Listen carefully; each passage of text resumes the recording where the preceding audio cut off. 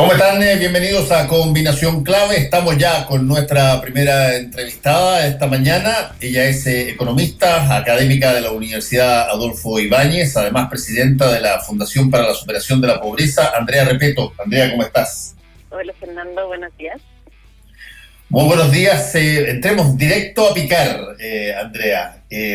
Creo que es una cosa relativamente evidente, lo han dicho varias personas y era algo que se notó. Buena parte de las ayudas económicas que se estaban dando tenían contemplado como marco estratégico que, esto estoy hablando de hace un mes, más o menos atrás, cuando se empezaron, un mes y medio atrás, cuando se empezaron a diseñar, tenía como marco estratégico que la pandemia no iba a tener una profundidad equivalente a la que tuvieron en algunos países europeos. Esto se iba a pasar un poco más rápido. De hecho, se hablaba de una nueva normalidad en un momento dado y de una serie de otras cosas, y por lo tanto los paquetes económicos que se ofrecieron respondían de alguna manera a esa lógica, a la lógica de creer que en el caso chileno iba a ser una situación menos aguda que en otras partes. Y estamos viendo que estamos entre los primeros países en contagio por millón de habitantes, y por lo tanto aparentemente esa estrategia tiene que ser modificada en términos económicos. ¿Cómo se compatibiliza eso con las ayudas que se están ofreciendo y se están discutiendo tanto en el gobierno como en el Congreso, Andrea? Bueno, muy cierto lo que tú dices, Fernando. Las ayudas y buena parte de lo que se legisló en respecto a apoyos tanto a las familias como a las empresas se hizo en marzo y en abril. Y en esos meses la perspectiva era, estábamos hablando de una meseta, ¿eh? La autoridad sanitaria hablaba de una meseta, se estaba hablando de la nueva normalidad, se había llamado al sector público a volver a sus puestos de trabajo. Y si tú miras el paquete económico que se había creado para entonces, era un paquete pequeño, se hablaba de 5,7 puntos del PIB, pero en realidad casi todo, era muy poco, era gasto nuevo, real. Entonces era un paquete pequeño que llegaba a poca gente, que se retiraba muy rápidamente, y eso es compatible con lo que dices tú, con lo que estaban pensando en que rápidamente iba a volver a trabajar. Si te acuerdas, hablábamos de los cartuchos eran para la reactivación. Tenemos que guardar esta plata porque tenemos que volver a promover la economía para que pueda haber nuevamente empleo, para que la gente pueda volver a trabajar, para que las empresas puedan cambiar sus instalaciones de modo que sus trabajadores puedan tener seguridad laboral, etcétera. Esa era como la conversación de marzo a abril. Pero ya en mayo estábamos en esta situación nueva de contagio, que no se detiene, que es bien impresionante, como un cambio ahí en la curva, que vino justo después de toda esta discusión. Y estuvimos como un mes y medio parados, detenidos, sin avanzar en nada de lo económico o social que acompañara a los sanitarios. O sea, tomamos medidas sanitarias drásticas, le pedimos a las familias que se quedaran en su casa, a los trabajadores que no fueran a trabajar, que se guardaran, y muchas familias pueden trabajar a la distancia. Yo estoy trabajando en teletrabajo, hay otros que pudieron suspender su relación laboral, pero el país hay un porcentaje muy grande de personas que viven día a día, que tiene que salir a trabajar en el día, juntar los recursos en el día, y eso le sirve para financiar sus alojamientos del día, la comida del día, y un día para otro le dijimos, no, sabe que no puede hacer eso, se tiene que quedar en su casa. Y si uno mira los datos de movilidad, es bien interesante lo que estaba pasando, y había harta evidencia de que estamos atrasados. La Universidad del Desarrollo, no sé si viste ese estudio, los ingenieros de la Universidad del Desarrollo, junto con Telefónica y Cisco, hicieron un estudio sobre la movilidad en el Gran Santiago, cómo las distintas comunas estaba funcionando la cuarentena. Y tú miras Providencia, Vitacura, Las Condes, la movilidad se redujo harto, que es donde hay recursos. Y si tú miras La Pintana, La Granja, Puente Alto, que también están en cuarentena, la movilidad se redujo muy, muy poquito. Claro, porque las familias tienen que salir a trabajar todos los días.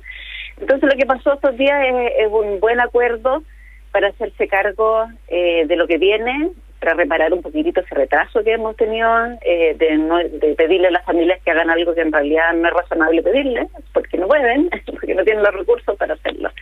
Y en ese sentido, lo que pasó estos días como que por fin desató esta restricción en la que estaba metida el gobierno, de los cartuchos, de que no podemos gastar mucho, de que hay que hacerlo para adelante, de si podemos trabajar o no, que requerían en el fondo traer muchos más recursos para llegar a más familias, para llegar por un periodo más largo de tiempo también. Andrea, estamos conversando con Andrea Repetto, economista. Andrea, ¿cuáles son los límites que de alguna manera debiera tener un paquete económico en situaciones tan excepcionales como la que estamos viviendo? Nosotros pasamos, como tú muy bien dijiste, de algo que llamábamos una meseta a un pic muy agudo y, claro, con una dosis de incertidumbre que hizo que muchas de las cosas en las cuales descansábamos para poder generar tanto los planes económicos como los planes contingentes respecto a la pandemia se demostraron estar equivocados. Por lo tanto, tú vas a tener que hacer tomar nuevas medidas. ¿Cuáles son esas medidas y hasta dónde tú puedes llegar sin arriesgar, por ejemplo, parte de tu patrimonio nacional o tu plantas disponibles en el futuro? Bueno, una parte central en todo este nuevo plan es tener un marco fiscal. Es ponerse de acuerdo de cuántos recursos de verdad tenemos, hasta dónde podemos endeudarnos, por qué periodo de tiempo, para poder financiar estos fondos. Cuando nosotros trabajamos en el primer grupo, el grupo que fue convocado por el Colegio Médico, que estaban Claudio Sangüesa, Claudio Martínez, Sebastián Eduardo, Rodrigo Valdés y José Gregorio, nos sentamos a pensar justamente esa pregunta y la verdad es que no hay un número mágico fácil de calcular, el número obvio de cuánto gastar cuando tienes una emergencia, que no sabes de qué magnitud va a ser, que no sabes de cuánto tiempo va a durar, ni tampoco cuáles van a ser los efectos permanentes que puede tener sobre la economía. Pero sí teníamos algunas anclas. Una de ellas, un marco donde un número razonable del cual colgarse, que eran los 12.000 millones de dólares que el país tenía ahorrados en lo que se llama el Fondo Económico de Estabilización Social, que es lo que los ahorros que acumula el fisco toda vez que tiene más ingresos que lo que gasta de manera permanente, lo que está detrás de la regla fiscal. Y esos fondos, si uno pensaba en el periodo de tiempo en que podría venir una vacuna, nosotros hablamos entonces de 18 meses, en el acuerdo que eran 24 meses, y pudiésemos tener la posibilidad de contener esta pandemia y que además estaba dentro de los plazos de este propio gobierno. Esa era una cantidad de recursos que teníamos, que era factible de utilizar y que además era suficiente en términos de la posibilidad de atender las necesidades que tiene esta pandemia. Los montos, si los 12.000 millones tú lo dividías en 18 meses, eran 670 millones de dólares y eso alcanzaba, por ejemplo, a dar 75.000 pesos por persona a 7 millones de personas, a un grupo muy, muy grande de personas en el país. Entonces era un monto apropiado, eran fondos que teníamos. Y a lo que se le agrega también que hoy día estamos en una circunstancia muy especial, positiva, para el endeudamiento fiscal. Nuestro fisco dentro de Chile se endeuda a tasas de interés negativas. Hoy día cada vez que saca y busca deuda dentro del país, por cada 100 que pide, paga un poquito más de 99. Entonces estamos en circunstancias muy favorables para eso, felizmente. Tenemos ahorro, podemos endeudarnos de manera muy barata y por lo tanto teníamos la posibilidad de tener este marco fiscal que permitiera avanzar. Está toda la discusión de la sostenibilidad fiscal posterior, que es muy válida, muy cierta. Todos lo hemos puesto arriba de la mesa, porque esto en el fondo implica que este gasto tiene que ser transitorio, no se puede quedar ahí para siempre. Porque tenemos que hacernos cargo de que no podemos endeudarnos mucho más, porque ahí empiezan a tener problemas de grado de inversión, que significa en el fondo que el Estado tiene poco espacio para moverse en caso de que tuviera una emergencia posterior, y quería con poco espacio para moverse en términos de un nuevo endeudamiento para poder financiar gastos en esas circunstancias. Entonces, pero tenemos la posibilidad de hacer este marco. Hemos tenido la posibilidad de tener estos recursos acumulados, son suficientes razonablemente por un periodo de 18 meses, 18, 24 meses. Si esto dura menos, bueno, no nos gastamos todo. Si dura más, entonces estamos en problemas muy graves y vamos a tener que salir a buscar más recursos. O sea, no podemos desatender una emergencia con estos problemas sanitarios que se mezclan con lo económico y social y terminan siendo una crisis humanitaria. Estamos conversando con la economista Andrea Repetto. Andrea, hay un punto que es bien interesante y que tiene que ver con si es que acaso lo que se debiera hacer en materia de recurrir a estos fondos nuevos son exclusivamente, lo voy a poner en blanco y negro para que sea más fácil de entender, ¿es exclusivamente para paliar la situación propia de la pandemia o se puede aprovechar también generar inversión en áreas, por ejemplo, donde hace rato que se viene señalando que hay que aumentar el valor agregado de las cosas? Hay que hacer nuevos tipos de lógicas tipo New Deal en la década del 30 del siglo pasado en Estados Unidos, y lo acaba además de anunciar, Trump acaba de anunciar ayer un plan de $1 trillón en términos de infraestructura. Hay una oportunidad también de no solamente llegar con los recursos para paliar el día a día del alimento y de la habitación y poder encauzar cosas que se debieran hacer de otra manera, tanto en el ámbito, por ejemplo, medioambiental, como en el ámbito de la producción. Sí, son perfectamente compatibles. Es la manera que uno podría pensar en las políticas hacia esta crisis. Uno podría describirla como que tiene 3 etapas. Hay una primera etapa que es la contención de contagios, en que la que estamos hoy día, en que las medidas económicas y sociales tienen que acompañar el confinamiento, lo que estábamos conversando recién, el ingreso familiar de emergencia, apoyar la liquidez de las empresas para que mientras no estén en producción puedan seguir financiando sus costos de modo que estén ahí a la vuelta. Después va a venir una fase media intermedia en que todavía no sabemos muy bien, los otros países ya se abrieron, pero es posible que haya recurrencia, que pueda haber nuevos contagios, entonces vamos a estar un poquito así como entrando y saliendo, quizás trabajando con turnos, la gente que puede teletrabajar va a seguir teletrabajando, una etapa así como media intermedia en que hay que apoyar los empleos, pero igual hay que estar preocupados de contener, por si acaso. Y después viene la fase de reactivación, y aquí es la fase de reactivación donde yo veo la posibilidad de lo que tú estás describiendo muy bien. La fase de reactivación es ir a apoyar a la economía para que vuelva a crecer. Porque después de haber estado encerrado, de haber estado invernando, básicamente van a pasar, es posible que haya quiebras, tratando de que haya la menor cantidad posible, que se pierdan empleos, y hay que volver a repuntar todo eso. Y mucho de eso va a ser a través de inversión pública, a través de incentivos a la inversión privada, a través de incentivos a crear nuevos empleos o a recuperar los previos.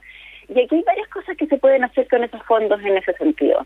Uno, yo no trabajo mucho en el área que tiene que ver con cambio climático, pero imagino que esta es una oportunidad muy grande para poder pensar en que esos fondos que vamos a invertir en la inversión pública, que probablemente sean muchos, tengan ese carácter. También podemos pensar en qué vamos a hacer con la capacitación. Hay muchas dudas sobre cuán efectiva es la capacitación que se hace desde el Estado o con fondos de la franquicia tributaria, etcétera, y es una posibilidad para poder volver a hacer eso bien, porque vamos a tener una cantidad de recursos importantes que, si bien son transitorios, se van a retirar, van a tener efectos permanentes en el sentido de que va a ser inversión pública que va a quedar ahí, van a ser capacitaciones y apoyo a los trabajadores que van a permitirles empezar una carrera nueva, si es que el sector donde que trabajaban ya quedó debilitado, porque va a haber algunos sectores que se van a demorar más que otros en volver, en turismo, todo lo que tenga que ver con entretención, estoy pensando en cines, ese tipo de cosas, le va a costar más volver. La gente que trabaja ahí que tenga la posibilidad de partir una carrera nueva. Entonces yo no lo veo como es uno o lo otro. Vengamos a atender esta situación. Toda la parte de primera etapa, por supuesto que es así. Es una cosa bien transitoria y de apoyo para acompañar la contención de los contagios. Pero luego es una inversión en la economía que tenemos que aprovechar de hacerlo de una manera más resiliente, una economía más resiliente, más sostenible. Y luego, van a venir todas las otras discusiones que tenemos más o menos pendientes que tienen que ver con lo social, con la crisis de octubre, que también va a requerir más atención. Pero eso no sirve, pero es una posibilidad en el fondo, es una oportunidad que tenemos que en la etapa de reactivación aprovechemos de hacer esos cambios importantes que son necesarios para el país. Sí, una cosa que también es muy importante, Andrea, y para todo lo que tú estás planteando, y que aquí lo hemos conversado muchísimo en la radio con distintos entrevistados, tiene que ver con, a ver, la pandemia, y lo he repetido varias veces, si es que hay algo que hizo, es que visibilizó, de alguna manera, por ponerlo así, visibilizó cosas que sucedían en proporciones muy altas, pero que como el sistema funcionaba, básicamente, de alguna manera vivíamos con esa situación. Me estoy refiriendo básicamente a la informalidad económica en un porcentaje bastante alto, cercano al 30%, y por lo tanto esa informalidad tiene como característica que no hay muchas veces conexión con la institucionalidad que opera exclusivamente dentro de marcos formales. Y por lo tanto, para llegar a las personas que necesitan, por ejemplo, con una caja o para llegar con un bono, tú tienes que saber dónde están, quiénes son, cómo llegar. Y si es que eso está desconectado porque se ha hecho en un marco de informalidad económica, te encuentras con que puedes tener la herramienta, pero no sabes cómo usarla porque no sabes cómo llegar a quien la necesita. Sí, ha sido un desafío muy importante para Chile, para los países en la región. Cuando uno miraba las primeras medidas que se tomaron en países como Dinamarca, el Estado pagó un porcentaje importante de los sueldos de los trabajadores y eso fue el apoyo que entregó. Claro, en Dinamarca no existe el trabajador informal. Tú puedes ser un trabajador por cuenta propia, independiente, pero eres formal, entonces siempre el Estado tiene una facilidad muy grande para llegar a ti. Y en Chile, si bien tenemos bastante menos informalidad que en otros países de la región, también tenemos un porcentaje muy importante de personas que viven de ser cuenta propia. El mundo cuenta propia independiente es bien heterogéneo.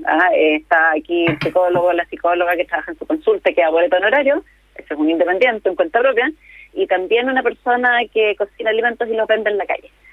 O vende, no sé, algún entrega de servicios en los hogares, qué sé yo, sin ninguna boleta, sin ningún contacto con el Estado. Ese es un porcentaje muy grande de personas que en general viven en vulnerabilidad. Estuve mirando los datos ayer, alrededor de un tercio de las personas que están en el 40% más abajo del registro social de hogar, el 40% más vulnerable, no tiene ningún ingreso formal en su familia. Normalmente, no hay una cotización previsional, no hay una boleta de honorario, no hay ningún contacto de ese sentido con el Estado. Trabajan en ferias libres, etcétera. Y por lo tanto hay que tener mecanismos distintos para atenderlos a ellos. Felizmente sí tenemos alguna institucionalidad. Teníamos el registro social de hogares, que se creó el 2014, si no me equivoco, 2014-2015, que lo que hace es que toma los datos administrativos del sistema, que es lo que, si estás cotizando, si estás dando boletas, si estás en un ISAPRE, si tus hijos están en un colegio pagado, si tienes autos, si tienes vehículos, que te permite descartar gente. Te permite decir, mira, estas personas tienen suficientes recursos, dado que no tenemos tantos recursos en el Estado, démoselo a los que no están acá. Y que se va juntando y con información propia que entregan las familias sobre cuántas personas hay en el hogar, si hay niños, si hay personas discapacitadas, si hay dependientes, etcétera. Eso ya está bien armado. Y la otra institucionalidad que tenemos es la cuenta RUT, que te permite depositar rápidamente recursos a las familias. Al principio, con el ingreso familiar de emergencia no fue todo lo ágil que se pudo porque se quiso poner al día el registro social de hogares, que en algún rezago, en tiempos normales está bien, tiene 2 o 3 meses atrasada la información que le llega al Ministerio de Desarrollo Social, y hizo un esfuerzo muy grande por ponerse al día y por eso se retrasaron los primeros pagos. Pero ahora que eso ya está armado, lo que se llama el indicador socioeconómico de emergencia, que es una mejor foto de lo que están pasando en las familias hoy día, va a ser más fácil hacer lo que viene. Ahora, para adelante, que era tu pregunta original, por cierto que tenemos que preocuparnos de atender esto. En el fondo, vemos muchas familias que viven en fragilidad. Otra de las cosas que se han hecho más evidente hoy día es el hacinamiento. Los bloques de departamentos que se construyeron hasta principios de los 2000 tienen 45 metros cuadrados. En esos departamentos viven 3 familias en muchas ocasiones. ¿Cómo podemos pedirle a la gente que vive en esas circunstancias? Y son construcciones que hizo el propio Estado, no es que hayan sido el mercado que haya fallado en esto, es el propio Estado el que falló. Entonces, hoy día estamos un poquito mejor preparados de lo que pensamos, pero se hacen evidentes muchas de esas carencias, de esas desigualdades acumuladas, desventajas que tienen algunos por sobre otros, que hace más difícil atenderlos hoy día y que hace más urgente atenderlos también. Estamos conversando con la economista y académica de la Universidad Adolfo Ibáñez, Andrea Repetto. Andrea, antes de preguntarte por el grupo con el cual ustedes, ya lo mencionaste tú, tuvieron una aproximación a las cosas que se podían hacer, ¿ese grupo tiene todavía vigencia? ¿Están funcionando como grupo? ¿Tienen eco o los reciben o tienen una oreja que escuche lo que está pasando? A ver, como grupo no, a no ser que hayan hecho grupo aparte y lo hayan dejado fuera. El grupo fue convocado por el Ministerio de Hacienda para asesorarlo en la propuesta de un plan de emergencia. Nosotros hicimos ese trabajo lo entregamos la semana pasada y luego, bueno, ustedes saben, sirvió de base para lograr el acuerdo político, que era la parte más importante de eso. Ahora, varios de nosotros sí tenemos contacto con los parlamentarios que están participando en esto, entonces hemos estado en permanente conversación con ellos, pero como grupo propiamente tal ya cumplió con su objetivo. Así es que existe un WhatsApp todavía por ahí que supongo que en algún minuto no va a empezar a salir todo del nada más. Andrea, en el ámbito de, por ejemplo, ciertas cosas que se han planteado, por ejemplo, esta idea que planteó Camila Vallejo de hacer un aumento de los impuestos a un segmento de los que llamaron los super ricos, sobre $20 billones. ¿Sirve eso para una pandemia de estas características, de esa situación? A ver, yo creo que hay que separar dos cosas. Uno es apoyar a las familias hoy día, apoyar la fase de recuperación progresiva cuando la economía se abre de poquitito y luego la reactivación. Cuando tú miras lo que necesitas para eso, subir impuestos no es una buena idea, porque tú lo que quieres es promover la actividad económica. Ahora, si tú piensas lo que viene después de eso, vamos a tener, ya sabemos, estamos en una senda de dificultades de sostenibilidad fiscal de mediano plazo, que si seguimos con el ritmo actual vamos a terminar luego con una deuda del PIB, de una deuda fiscal sobre el PIB sobre el 60%, que significa que puede ser problemático, va a ser problemático porque hay que pagar los intereses, porque vas a tener menos espacio para endeudarte si viene otro problema. Y en esa etapa, entonces, a la salida de todo esto, yo creo que sí vamos a tener que conversar sobre cómo financiamos nuestros gastos, porque el gasto fiscal ha estado creciendo más rápido que sus ingresos durante un buen periodo, ya desde el año 2011, 2012 en adelante, a pesar de la regla fiscal y a pesar de los esfuerzos de varios ministros de Hacienda.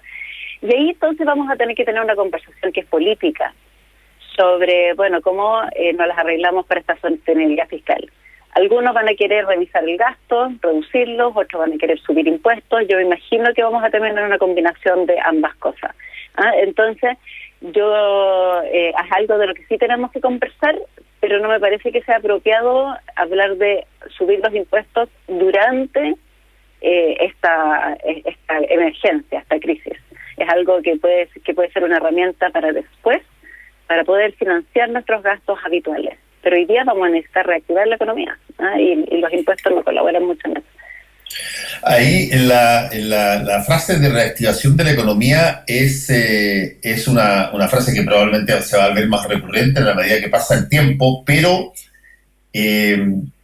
tú fuiste una de las primeras personas que yo escuché, Andrea, que cuando partimos con los distintos planes y subsidios y bonos que se estaban discutiendo, lo dijiste muy claramente que cuando a ti te decían que tenías que quedarte en tu casa, cuando te obligaban a confinarte en alguna parte, inevitablemente se pedía que la economía se frenara de alguna manera, porque tú no podías hacer tu trabajo, porque tú no podías salir, y por lo tanto te decían, sí, es deseable en una etapa que la economía se tranque, porque eso significa que las personas están aceptando la orden de la autoridad sanitaria de que se cuiden y que ya vendrá un tiempo para volver a reactivarlo.